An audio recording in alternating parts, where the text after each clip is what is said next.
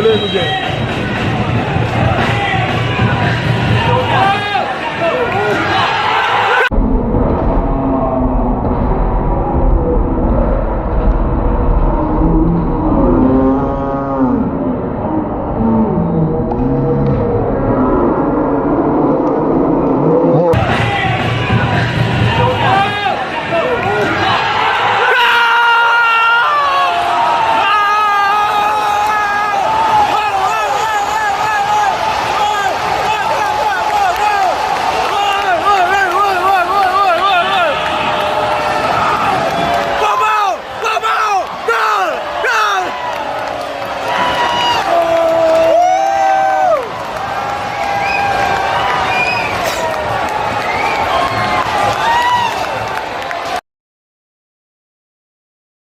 Jangan lupa subscribe channel YouTube Vlog Jurnalis Kutaraja, Catatan Seorang Jurnalis.